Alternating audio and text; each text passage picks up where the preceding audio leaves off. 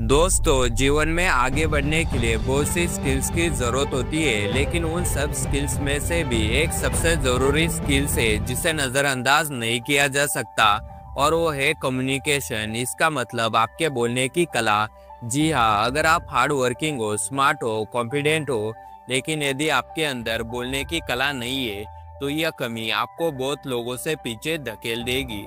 इसीलिए जरूरी है कि आप अपनी बात को अच्छे से कम्युनिकेट कर पाओ। तो आज की इस वीडियो में क्या खास होने वाला है? आज की इस वीडियो में मैं आपको वह सब बातें नहीं बताऊंगा कि आई कांटेक्ट मेंटेन करो, चेहरे पर हल्की सी स्माइल रखो, बॉडी लैंग्वेज वगैरह वगैरह। आज के इस वीडियो में मैं आपको 5 simple but effective communication technique के बारे में बताऊंगा, जिन्हें अप्लाई करने के बाद आपकी कन्वर्सेशन बहुत स्मूथ और आसान हो जाएगी, और आपकी कन्वर्सेशन से और बताओ जैसी चीज खत्म हो जाएगी। आप अच्छे से बात कर पाओगे और कॉन्फिडेंट फील करोगे। तो क्या है वो 5 टेक्निक्स, जानने के लिए बने रहना वीडियो के एंड तक।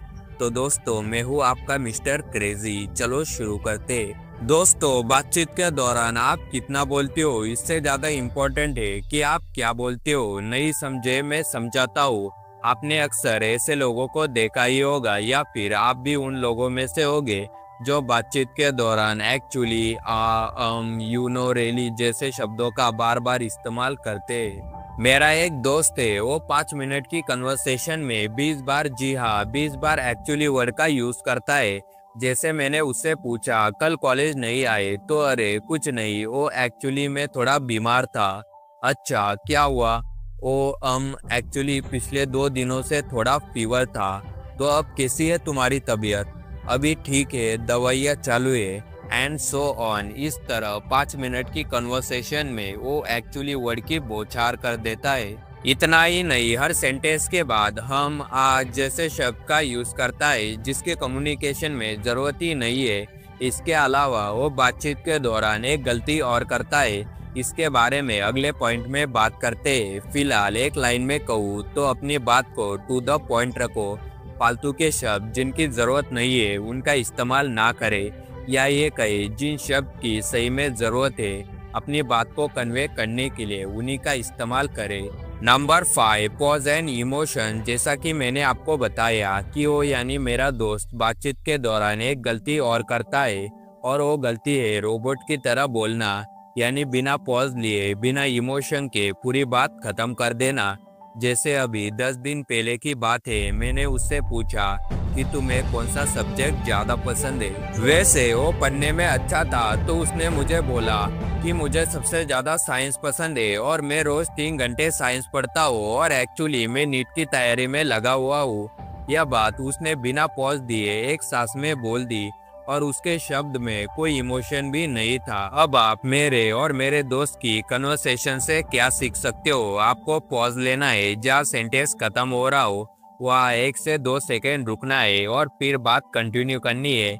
इसके अलावा आपको बातों में इमोशन ऐड करना है। जैसे आपसे किसी ने पूछा आज मौसम कैसा है, तो यह बोलने के बजाय आज मौसम बहुत अच्छा है, लगता है बारिश होने वाली है, इसकी जगह यह बोलना वाह आज क्या मौसम है, लगता है बारिश आने वाली है, पूरी तरह फील के साथ और आराम से एक सही पिच और स्पीड में बोलना है, ना कि तोते की तरह। अगर आप सैड बात बोल रहे हो तो थोड़ी टोन को, स्पीच को लो करो, और अच्छी बात बोल रहे हो, कोई खुशी की बात है, तो फिर उसी टोन में बोलो, एनर्जी के साथ। याद रखना, हर शब्द सुंदर है तो उसे उसी सुंदरता के साथ बोलिए। Number 4, speak English. दोस्तों, इंग्लिश दुनिया में सबसे ज्यादा बोली जाने वाली लैंग्वेज के लिस्ट में तीसरे नंबर पर है, और अगर आप इंग्लिश बोलना सीख जाते हैं तो यह आपकी कम्युनिकेशन स्किल में 4 चांद लगा देगी।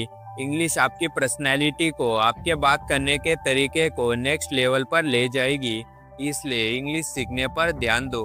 नंबर 3, दोस्तों, अगर आप किसी से बात कर रहे हो और उसके ऊपर एक के बाद एक क्वेश्चन दाग रहे हो, तो ऐसे में मोस्ट प्रोबेबली वह इंसान आपसे दूरी बना लेगा, क्योंकि उसे लगेगा कि आप उसका इंटरव्यू ले रहे हो, और मन ही मन आपसे जल्द से जल्द छुटकारा पाने की कोशिश करेगा। इसलिए जरूरी है कि सवाल पूछने की जगह स्टेटमेंट यूज करो। मैं आपको 2 तरह की स्टेटमेंट बताता हूँ। पहली है कोल्ड रीड स्टेटमेंट। इस तकनीक में आपको सामने वाले से क्वेश्चन नहीं पूछना है, उसके बारे में अंदाजा लगाना है। उसके हाव भाव, बॉडी लैंग्वेज को देखकर जैसे आपको सामने वाले से पूछना है कि आप किस क्लास में पढ़ते हो, तो यह थोड़ा बोरिंग हो जाएगा। इसे आप इस तरह से पूछ सकते हो, आप बहुत इंटेलिजेंट लगते हो और मैं पूरे दावे के साथ कह सकता हूँ कि आपका फेवरेट सब्जेक्ट साइंस है एंड आप 12th में हो। अगर आप गलत होगे तो वह सामने वाला आपको करेक्ट करेगा, लेकिन अगर आप सही हुए तो आपकी और उनकी अच्छी बॉन्डिंग बन जाएगी।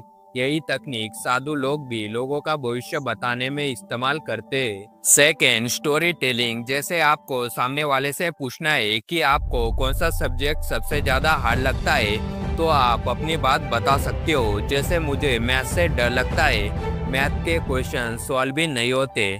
ऐसे में बहुत ज्यादा चांसेस बनते हैं कि सामने वाला भी अपने वीक सब्जेक्ट के बारे में आपको बता दे। नंबर 2, दोस्तों, क्या आपकी कन्वर्सेशन में भी और बताओ और बोलो और सुनाओ ये सब चलता रहता है? तो इसका सोल्यूशन है कन्वर्सेशन थ्रेडिंग। जी हाँ, इसको एक एग्जांपल के थ्रू समझते हैं। जैसे आपसे किसी ने पूछा कि आप कहाँ से हो, आपने कहा मैं जयपुर राजस्थान से हूँ, और आप मैं भी भीलवाड़ा से हूँ। अच्छा, और बताओ। ऐसी पूरी कन्वर्सेशन बेकार हो जाती है। आपको यह नहीं करना है। तो आपको क्या करना है, इसके बजाय आप कुछ ऐसे जवाब दे सकते हो कि मैं जयपुर से हूँ, बट मैं यहाँ से बाहर किसी दूसरी सिटी में शिफ्ट होना चाहता हूँ। एक ऐसी जगह शिफ्ट होना चाहता हूँ जहाँ प्रदूषण बिल्कुल कम हो। सिंपल भाषा में कहूँ तो आपको एक वर्ड में आंसर नहीं देना है। आपको क्लोज एंडेड नहीं, ओपन एंडेड क्वेश्चन और आंसर करने हैं, ताकि सामने वाले को भी उसी आंसर या उसी क्वेश्चन में से और क्वेश्चन फ्रेम करने का मौका मिल जाए। अगर आप बहुत कम जानकारी डिस्क्लोज करोगे तो फिर कन्वर्सेशन थ्रेडिंग कैसे होगी?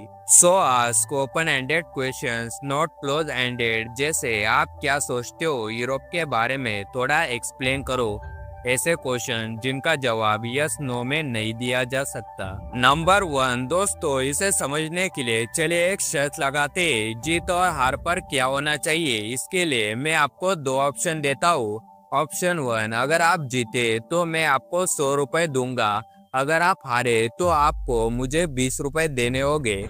ऑप्शन 2, अगर आप जीते तो मैं आपको 30 रुपए दूंगा, अगर आप हारे तो आपको मुझे कुछ भी नहीं देना होगा। Which option will you choose? जरा सोचिए। रिसर्च के अनुसार अधिकांश लोग ऑप्शन 2 चूज करेंगे, क्योंकि इसमें फायदा भले ही ज्यादा न हो पर नुकसान बिल्कुल नहीं है। हमारी फितरत ही ऐसी है कि फायदा हो या ना हो, लेकिन नुकसान नहीं होना चाहिए। तो अब आप इस फंडे को कम्युनिकेशन में कैसे इस्तेमाल कर सकते हो, इसके ऊपर बात करते हैं। देखो, जब भी आप किसी इंसान से मिलो तो उसे एक सिग्नल दो कि आप उसके बहुत काम आ सकते हो। अपना रोना रोने से ज्यादा अच्छा है कि आप बातों ही बातों में उसे एहसास करवा दो कि यह बंदा मेरे बहुत काम आ सकता है। इससे आप एक अच्छे इंसान दिखते हो। लोग आपकी बातों में रुचि लेते हैं और आपको खोने से डरते हैं। बट हाँ, ध्यान रखना, सामने वाले को फील करवाना है कि आप उसके काम के हो, ना कि उसे डायरेक्टली बोलना है कि तू मेरे साथ रहेगा तो मैं तुझे हंसाऊंगा, तेरा साथ दूंगा, तुझे खिलाऊंगा, वगैरह वगैरह। अगर आप इन सब बातों को ध्यान में रखते हुए सामने वाले से बात करते हो तो आप उसकी नज़र में एक अच्छे इंसान बनोगे। लोग आपकी बातों में इंटरेस्ट लेंगे और आपको सभी पसंद करेंगे। अगर आपको ये वीडियो अच्छी लगी हो तो इसे लाइक करना, चैनल पे नहीं तो भाई सब्सक्राइब कर लेना। चले मिलते हैं नेक्स्ट वीडियो में, तब तक के लिए जय हिंद, वंदे मातरम।